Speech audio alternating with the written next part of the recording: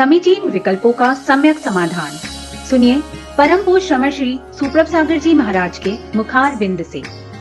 YouTube channel सुप्रभ उबाच पर शुभाशीष परम पूज्य श्रमणाचार्य 108 विशुद्ध सागर जी महाराज, सानिध्य श्रमण सुप्रभ सागर जी महाराज, श्रमण प्रणत सागर जी महाराज, पूर्ण आर्जक श्री पार्श्वनाथ जिनबिंब पंच कल्याणक एवं मानस्तंभ प्रतिष्ठा महोत्सव समिति, शिरजगांव कस्बा, अमरावती, महाराष्ट्र। ओम नमः सदैव। नमो नमः सतहितंकराय वीराय भव्याम्बुजभास्कराय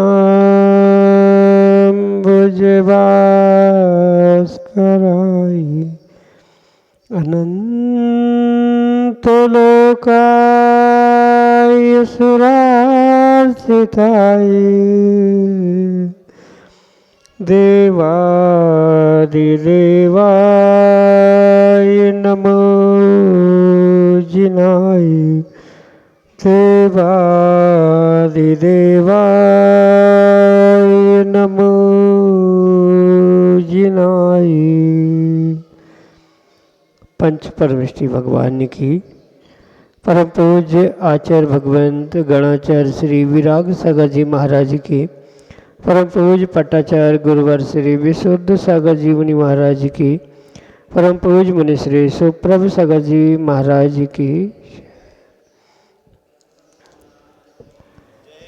समीचीन विकल्पों का सम्यक समाधान। सम्यक ज्ञान की वह अलौकिक विधा जो हमारे जीवन को सम्यक ज्ञान रूपी ज्योति से प्रकाशित करते हुए हमारे कल्याण का पथ प्रशस्त कराने वाली, क्योंकि सम्यक ज्ञान ही आत्म कल्याण के लिए कार्यकारी उपाय है। और ऐसे आत्म कल्याण की अनूठी विधा परम पूज्य आचार्य भगवंत गुरुवर विशुद्ध सागर जी महाराज के मंगल सुभाषित से परम पूज्य मुनि श्री सुप्रभ सागर जी महाराज द्वारा प्रतिदिन आपको प्रदान की जाती है। तो आप भी पुरुषार्थ करें और अपना समीचीन विकल्प भेजते हुए परम पूज्य मुनि श्री से उसका सम्यक समाधान प्राप्त करें। प्रारंभ करते हैं आज का सम्यक समाधान। और आज के पहले विकल्प के लिए थड़ौद सिंधौली मध्य प्रदेश से दिनेश कुमार राठौर महाराज जी के चरणों में बारंबार नमोस्तु निवेदित करते हुए अपना समीचीन प्रश्न रहे हैं कि महाराज जी, जो मुनिराज अपने कमंडल की टोटी को पीछे की साइड क्यों रखते हैं? क्या उसको पीछे रखने का कोई लॉजिक है या आगे पीछे कहीं भी रख सकते हैं? हमारे समीचीन विकल्प का सम्यक समाधान करने की कृपा करें। नमोस्तु महाराज जी, नमोस्तु। ओम नमः परम पूज्य आचार्य भगवान गुरुवर विशुद्ध सागर जी महाराज की जय। परम पूज्य मुनि श्री सुप्रभ सागर जी महाराज जी की।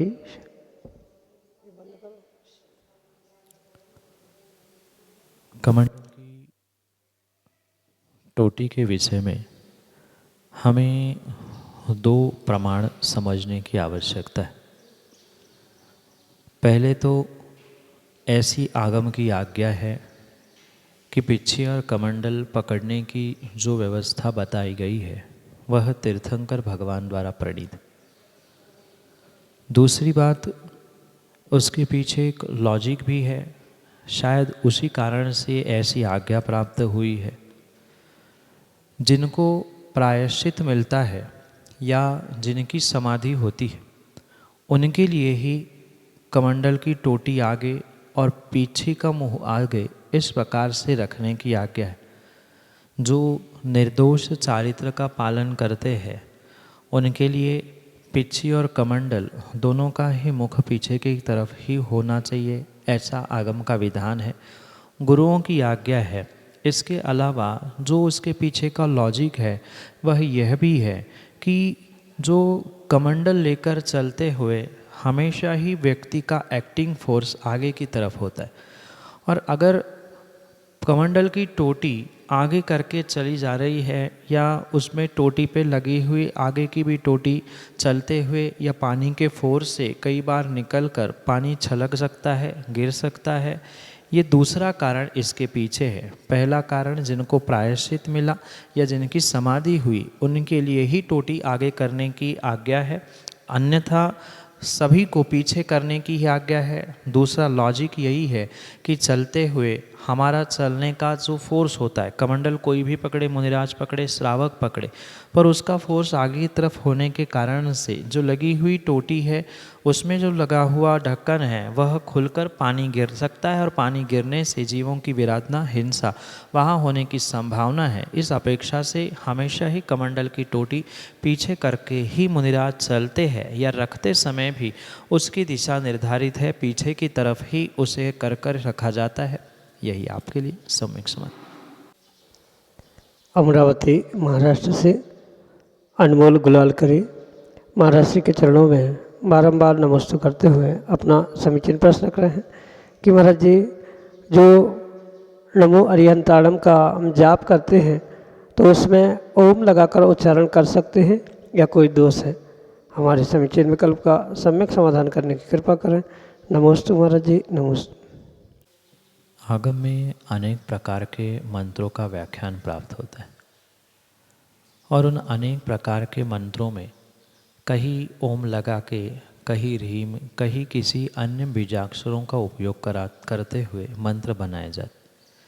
अगर हम नमोकार मंत्र का विषय समझे तो नमोकार मंत्र में किसी भी प्रकार से ओम, ह्रीम आदि मूल मंत्र के रूप में स्वीकार नहीं किया, जबकि उसे अन्य प्रकार से प्रस्तुत करते हुए कभी रक्षा मंत्र, कहीं सुरक्षा मंत्र के रूप में ओम नमो अरिहंताणम, ओम नमो सिद्धाणम आदि के रूप में कहा, कहीं ओम ह्रीम नमो अरिहंताणम कहा। तो ये अलग अलग प्रकार के मंत्र है। मंत्र की व्यवस्था अगर हम महामंत्र, नमोकार मंत्र, अनादि अनिधन मंत्र की अपेक्षा से समझे तो वहाँ किसी भी प्रकार से ओम, ह्रीम या अन्य कोई बीजाक्षर लगाने की आवश्यकता नहीं है। रही बात मात्र नमो अरिहंताणम के भी विषय में, तो नमो अरिहंताणम का फल अलग कहा, ओम नमो अरिहंताणम का फल अलग कहा, ओम ह्रीम नमो अरिहंताणम का फल अलग कहा। तो जैसा आपको गुरु के द्वारा प्राप्त हुआ है या जैसा आपको किसी गुरु मंत्र के माध्यम से मिला है तो वैसा आप उसका अध्ययन करें, वैसा जाप आदि करें। पर नमोकार मंत्र में ओम लगाने की आवश्यकता नहीं है। नमोकार मंत्र तो सीधा नमो अरिहंताणम से नमो लोय सव्वसावणम इतना ही है। आगे पीछे जो भी बीजाक्षर आदि लगाए जा रहे हैं वे अन्य प्रकार के मंत्रों को जन्म देने वाले होते हैं। नमो अरिहंताणम के साथ भी यही विषय है जो कि आपके लिए सम्यक समाधान। बड़ौद जालना महाराष्ट्र से अनंत आंबेकर अगले समीचीन विकल्प करें। जी महाराज जी, जो 10 प्राण बताए, 10 प्राण और जीव है, 10 प्राण 10 प्रकार के बताइए। तो इसमें 10 प्राण बोलता आत्मा और 10 प्राण इतर दर्शन में एक ही बताया है, तो इसका स्पष्टीकरण कीजिए। द्रव्य प्राण और भाव प्राण, सबसे पहले ये दो भेद समझने की आवश्यकता है। जो द्रव्य प्राण रूप इंद्रिया, बल, आयु और श्वासोश्वास का प्रभेद के साथ 10 प्राणों का कथन मिलता है। ये व्यवहार पक्ष की अपेक्षा से कहे जाने वाले द्रव्य प्राण है, जो कि जीव आत्मा के साथ निमित्त नैमित्तिक संबंध की अपेक्षा से कहा जाता। और जो जीव का या आत्मा का चेतनत्व जिसके माध्यम से उसकी पहचान होती है वही उसका भाव प्राण कहलाता है। इसलिए जहाँ जीव को और प्राण को एक कहा जा रहा है वहाँ पर भाव प्राणों की अपेक्षा समझनी होगी, और जहाँ जीव और प्राणों को अलग अलग रूप से कहा जाता है वहाँ व्यवहार की अपेक्षा से 10 द्रव्य प्राणों की अपेक्षा वहाँ समझनी होगी। क्योंकि जो इन द्रव्य प्राणों से रहित हो चुका जीव है व्यवहार से रहित हो जो का जीव है उसका तो मात्र सिद्धावस्था में एक चेतन प्राण ही रहेगा, चेतनत्व ही रहेगा। पर उसके अलावा उसके पूर्व यानी संसारी अवस्था में जो भी यह जीव है वह पूर्ण रूप से अपनी अपनी अनुकूलता से कहीं 10, कहीं 8, कहीं 6 इस प्रकार के प्राणों को, मतलब जैसी उनकी पर्याप्तता, जैसी उनकी इंद्रिया आदि है उसके अनुसार वह उन प्राणों को प्राप्त करता है। कहने का तात्पर्य यह है क्योंकि छद्मस्त या संसारी अवस्था में व्यवहार से इन पर्यायों को, इन प्राणों को, इन द्रव्यों को प्राप्त करना अनिवार्य है। उनके अभाव में जीव संसार में रह ही नहीं सकता। इसलिए जीव की पहचान कैसे की जाएगी, जीव जीता है यह कैसे समझा जाएगा? तो चूंकि व्यवहार है, भेद कथन है, इसलिए इन्हें द्रव्य प्राणों के रूप से स्वीकार किया जाता है। तीनों कालों में जीव जीता था, जीता है और जीता रहेगा, ये समझ में आने के लिए ये द्रव्य पहचान यानी बाहर से पौद्गलिक सामग्री के माध्यम से जो पहचान की जा रही है यह द्रव्य प्राण है। इंद्रिया दिखती है, श्वासोच्छ्वास समझ में आता है, तो ये जो समझ में आ रहा है इसे पौद्गलिक होने के कारण से, कथनचित पौद्गलिक होने के कारण से उसे द्रव्य प्राण रूप कहा है। और चेतनत्व में पुद्गलता नहीं है, अन्य कुछ नहीं है, मात्र जीव और आत्मा का ही वह डायरेक्ट गुण होने के कारण से उसे भाव प्राण की अपेक्षा से कहा जाता है। जब तक द्रव्य प्राण और भाव प्राण निश्चय व्यवहार की अपेक्षा से भेद नहीं किया जाएगा तब तक आगम का स्पष्टीकरण नहीं हो सकता। यही आपके लिए सम्यक समझ। बाल ब्रह्मचारी प्रशांत जैन, बंडू भैया अगले समीचीन विकल्प। नमस्ते महाराज जी, मेरा एक जिज्ञासा है कि सूतक पातक की एक जिज्ञासा है महाराज जी। प्रतिमाधारी और ब्रह्मचारी घर में नहीं रहते, बाहर संघ में रहते, तो उनको सूतक लगता है क्या? और सूतक लगता है कि कितनी पीढ़ी का सूतक लगता है? आगम में जो सूतक पातक की व्यवस्था कही है वह कुछ काल के लिए श्रावक को सच्चे देवशास्त्र गुरु से मर्यादा बनाने रखने रूप कही। क्योंकि हर्षातिरेक या दुखातिरेक में व्यक्ति अपना सारासार विवेक भूल जाता है, इसलिए कहीं ना कहीं सच्चे देवशास्त्र गुरु की अविनय वहाँ होने की संभावना होती। इसलिए ये मर्यादा सूतक पातक आदि के रूप में कही जाती। और इसकी जो मर्यादा संख्या आदि भी कही जाती है, दिनों की गिनती की जाती है, वह पीढ़ियों के ही अपेक्षा से है, अन्य किसी अपेक्षा से नहीं कही जाती। जैसे वर्तमान में बहुत सारा इशू है कि वो विदेश में रहते हैं, एक नगर में ही रहते हैं, उनका चूल्हा अलग हो चुका है, ऊपर अलग खाना बनता है, नीचे खाना अलग बनता है आदि बहुत सारी बातें देकर आगम की व्यवस्था को बिगाड़ने का प्रयास किया जाता है। ये सर्वथा गलत। रही बात व्रतियों के विषय में, इसके विषय में स्पष्ट आगम में आचार्यों का यही कहना है कि जब तक बुद्धिपूर्वक वह व्रति पूर्ण रूप से अपने घर का त्याग कर नहीं पा रहे हैं, क्या नहीं है, तब तक उनको घर परिवार का पूर्ण रूप से सूतक पातक लगेगा। जैसे घर में जो बुजुर्ग व्यक्ति है उसकी अपेक्षा से पूरे परिवार को सूतक पातक लगता है। ये भी बहुत सारे लोगों को कन्फ्यूजन है कि हमारी 6वीं पीढ़ी है, पर घर में अगर दादाजी, पिताजी या जो भी बुजुर्ग है उनकी जो पीढ़ी है उनके अनुसार ही पूरे परिवार के सदस्यों को सूतक पातक लगता है। यही व्यवस्था व्रतियों के भी साथ है। भले ही वे व्रती है, उनको पूजन पाठ आदि करना आवश्यक होने पर भी वे उस समय वे भाव पूजा आदि करे, पर जो मर्यादा कही है उस मर्यादा का ध्यान रखते हुए ही जब तक बुद्धिपूर्वक गुरु साक्षी पूर्वक घर का पूर्ण रूप से त्याग नहीं है, किसी न किसी प्रकार से घर से संपर्क है, धन या अंतरंग परिणाम परिणति से भी जुड़ाव है, तो वहाँ पूर्ण रूप से सूतक लगेगा। यही आपके लिए सम्यक समझ। कुंथलगिरी सिद्ध क्षेत्र से मंगल जैन अगले समीचीन विकल्प के लिए। नमस्ते महाराज जी, नमस्ते नमस्ते। अंधा में महाराज जी, इच्छा महाराज जी, इच्छा में इच्छा। कर्म के बुद्धि अनुसार कर्म बांधा जाता है या पुरुषार्थ से कर्म बांधा जाता है? कर्म के बुद्धि के अनुसार नहीं, अभी तो जो कर्म सिद्धांत है उस कर्म सिद्धांत के अनुसार कर्म बंध होता। कहने का तात्पर्य ये है कि बुद्धि मनुष्यों को होती है, जीवों को होती है, कर्मों को नहीं होती। और ये भी कहना व्यर्थ है कि बुद्धि कर्मानुसारिणी, जैसा कर्मोदय है वैसी बुद्धि चली और वैसा ही कर्मबंध हुआ, ये एकांत से कहना उचित नहीं है। अगर अनेकांत से दूसरे पहलू को भी समझते हुए उसे स्वीकार किया जाएगा तो उसमें कोई दोष नहीं है, पर परम सत्य यही है कि जो द्रव्य कर्म है वह द्रव्य कर्म कर्मबंध का साधन नहीं है, अपितु द्रव्य कर्म के लिए जो कारण भाव कर्म है वही वास्तव में कर्मबंध के लिए निमित्त होते। क्योंकि आगम ग्रंथों में आपने ये स्पष्ट पढ़ा होगा, मिथ्यात अविरति प्रमाद कषाय योग बंध हेतवा। यहाँ किसी प्रकार से कर्म बंध हेतवा नहीं कहा, बुद्धि बंध हेतवा नहीं कहा, स्पष्ट कहा है मिथ्यात अविरति प्रमाद कषाय और योग, ये जो भाव कर्म हैं वही कर्म बंध के लिए निमित्त बनते हैं या कर्म बंध के लिए साक्षात कारण। हाँ, इसमें कर्म का उदय कुछ हद तक कार्यकारी हो सकता है, पर ध्यान रखना कर्म का उदय कार्यकारी हो सकता है, कर्म बंध या कर्म की बुद्धि आदि नहीं हो सकता। वहाँ भी अगर तीव्रतम उदय कर्म का चल रहा है तो ही वह निमित्त बनता है। मध्यम अंशों में कर्म बंध या कर्म का उदय कार्यकारी नहीं होता।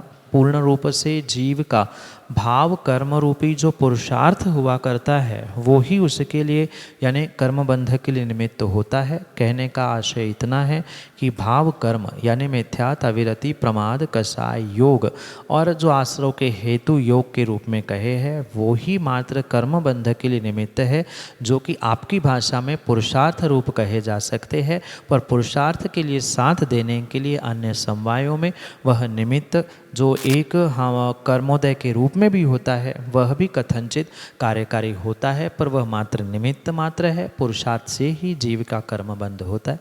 यही आपके लिए सम्यक समझ। मंगल सांगले जय सिंहपुर महाराष्ट्र से अगले समीक्षण विकल्प। नमस्ते महाराज जी, नमस्ते महाराज जी, नमस्ते महाराज। रक्षा सूत्र बांधले हुए भी सुतुक पातुक दोष लगता है क्या? चातुर्मास में प्रतिमाधारी बाहर गुरु के पास रहते हैं तो भी सुतुक पातक लगते हैं क्या? रक्षा सूत्र मात्र बांधने के लिए बांधा है या विधि पूर्वक गोत्र परिवर्तन करते हुए कुछ संकल्प किया है, ये मायने रखता है कि बांधा हुआ रक्षा सूत्र आपको सूतक पातक से दूर करता है या सूतक पारक आपके लिए बाधक होता है। कहने का मतलब ये है, वर्तमान में बहुत सारे लोग शौक के लिए रक्षा सूत्र बांधते हैं, तो ऐसा किसी ने रक्षा सूत्र बांध लिया और मैं सूतक पातक से मुक्त हो जाऊँ, ऐसा नहीं होता। सूतक पातक से छुटकारा प्राप्त करने के लिए आप चतुर्मास या किसी भी कारण से गुरु के पास है तो वहाँ आपको मैंने जैसे अभी कहा बुद्धिपूर्वक घर का त्याग करते हुए अपने जो गोत्र होता है उसका परिवर्तन करने की आवश्यकता है। जैसे विधान पंचकल्याणक आदि अनुष्ठानों में रक्षा सूत्र बांधकर उस पे उपचार करके मंत्रों के माध्यम से वह प्रतिष्ठाचार उन पात्रों का गोत्र परिवर्तन करता है। तो इसी प्रकार से अगर आप कुछ समय गुरु के पास सेवा करने चौका लगाने के लिए पहुंच रहे हैं तो पहुंचते समय ही हमें गोत्र परिवर्तन करके लेना चाहिए। मैं अमुक दिन तक घर का पूर्ण रूप से त्याग करता हूं, अमुक दिन तक मैं विधान करूंगा, अमुक दिन तक मेरा अमुक गोत्र होगा। इस प्रकार से अगर संकल्प पूर्वक रक्षा सूत्र बांधा है तो आप इन दोषों से यानी सूतक पातक के दोषों से बच सकते हैं, अन्यथा पूर्ण रूप से आपको सूतक पातक का दोष लगेगा ही लगेगा। बहुत सारे लोग तो खबर मिलने के बाद मतलब खबर मिल गई और फिर रक्षा सूत्र बांध रहे हैं, अभी तो खबर मिली नहीं है, या बहुत सारी मायाचारी करते हैं। तो मायाचारी करके किसी दूसरे का नहीं स्वयं का ही नुकसान होगा। इसलिए ध्यान रखें, पूर्व में संकल्प करें, नियम ले, गोत्र परिवर्तन करें और फिर उसके अनुसार अपनी सुरक्षा करते हुए गुरु की बहुत अच्छी सेवा पूजन पाठ आदि करें, कोई दोष नहीं है। यही आपके लिए सम्यक। सोलापुर महाराष्ट्र से अक्षय शाह अगले समीक्षण विकल्प के लिए। नमस्ते। सिद्ध भगवान 8 कर्मों से मुक्त हुए, लेकिन अरहंत भगवान किंवा तीर्थंकर भगवान के 4 कर्म अभी भी शेष है, ऐसा क्यों? अरहंत भगवान यही अंतर है। कर्मों को जीतने संसार का नाश करने आदि की अपेक्षा से सिद्ध भगवान महान होने पर भी नमोकार में नमो अरिहंताणम सबसे पहले यानी सिद्धों से पहले चार कर्मों के नाश करने वाले अरिहंतों को नमन रूप इसलिए कहा जाता है कि उन्होंने हमें धर्म तीर्थ और धर्म की व्याख्या समझाने रूप उपकार किया है, इसलिए उनकी महानता वहाँ पर स्वीकार की जाती। पर ऐसा नहीं कहा जा सकता कि अरिहंत चार ही कर्मों को क्यों जीत चुके हैं, ये अवस्था है। 14 गुणस्थान होते हैं, 14 गुणस्थानों में से 6वें 7वें गुणस्थान से मुनिराजों का जो क्रम प्रारंभ होता है, 13वें और 14वें गुणस्थान में अरिहंत अवस्था, जहाँ मात्र 4 कर्मों का नाश करते हुए वह केवल ज्ञान और बहुत सारी तीर्थंकर जैसे विभूतियों को, समोषण जैसे विभूतियों को प्राप्त करते हैं, ये अरिहंत अवस्था है। और वो ही अरिहंत जब बचे हुए 4 कर्मों का नाश करते हैं तो वह सिद्ध अवस्था को प्राप्त करते। या ऐसा उल्टा भी समझा जा सकता है कि सिद्ध बनने से पूर्व की जो अवस्था है वह अरिहंत अवस्था है। जो 9वीं पास करेगा वही 10वीं में जाएगा, जो 4 कर्मों का नाश करेगा वही बचे हुए 4 कर्मों को नाश करते हुए सिद्ध बनता है। 8 कर्मों का नाश होना यानी संसार से मुक्ति प्राप्त होना, और जो सिद्ध भगवान होते हैं वो 8 कर्मों का नाश करते हुए संसार से अतीत हो गए हैं, इसलिए उनकी वह विशेषता है, उन्हें मुक्त जीव कहा जाता है। और जो संसार में 4 कर्मों के साथ है, भले ही वे संसारी नहीं हैं पर फिर भी अरिहंत अवस्था या तीर्थंकर अवस्था में होने के कारण से अभी 4 कर्म उनके पास शेष है, इसीलिए पूर्ण भगवत्ता उनके पास स्वीकार नहीं की जाती। 2 प्रकार के भगवान हमारे आगम में कहे जाते हैं, जैन धर्म में कहे जाते हैं, एक सकल परमात्मा और एक निकल परमात्मा।